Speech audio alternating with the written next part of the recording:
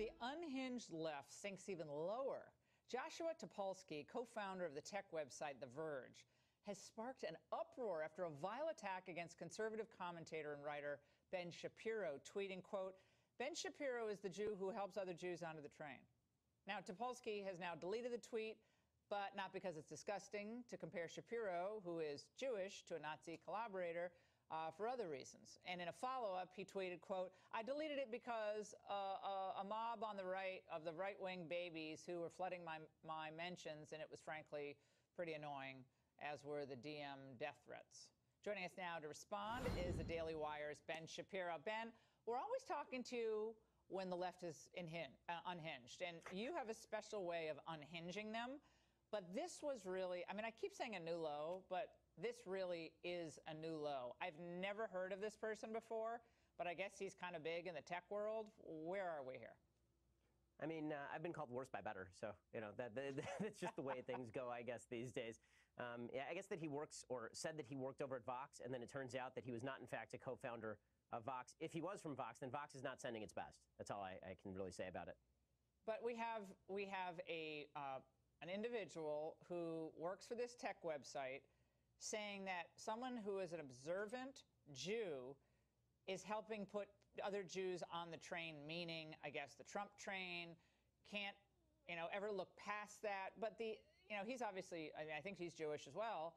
But coming from him, who I believe is Jewish, does that have any special significance to you? Is it kind of a self-loathing deal? What is it? I mean, not particularly. I mean, I assume he's calling me a Nazi, but he wouldn't be the only one. The way that the left works these days is that anyone who disagrees with them is a Nazi. So it really isn't a giant surprise.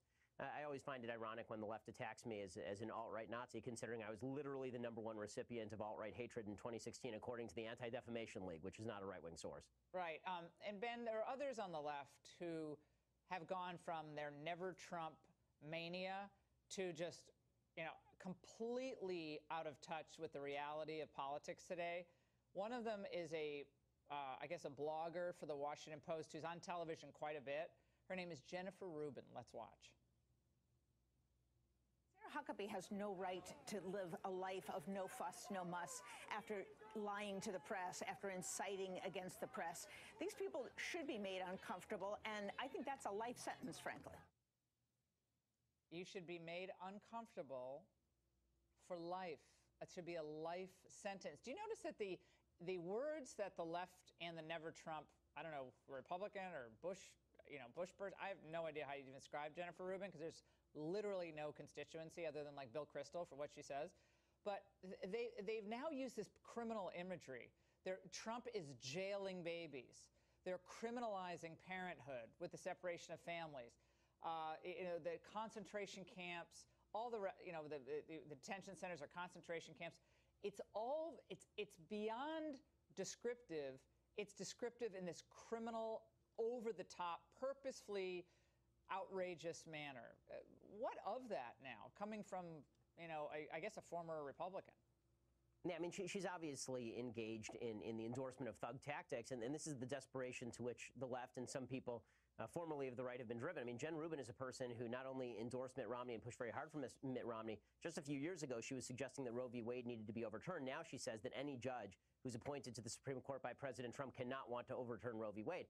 There's a certain derangement, obviously, that's set in with a lot of people where they've reversed principles that they supposedly once held, specifically because they don't like Donald Trump, which I find not only puzzling, but morally vacuous. And when you look at Jen Rubin saying stuff like Sarah Huckabee Sanders should be made uncomfortable for life, and she doesn't have a right to be comfortable in the United States. Well, she does have a right to basically not be mobbed when she goes out to a gas station or when she goes out to eat dinner. The same people who are saying bake the cake to religious bakers are saying that it's a wonderful thing when a restaurant owner decides to deny service to someone based on political affinity. Now, what people on the left have even gone further than that. I mean, they're talking about not just restaurant owners saying they don't want Trump employees in their establishments. They're talking about how it's now okay for mobs to descend on other people's establishments and drive people out of those establishments, right? That's what happened to Christian Nielsen. So the level of insanity to which the left evolves every day is a testament to how much President Trump is in their heads and a testament to how their utopian idealism under President Obama has absolutely collapsed. And then the farther left they go,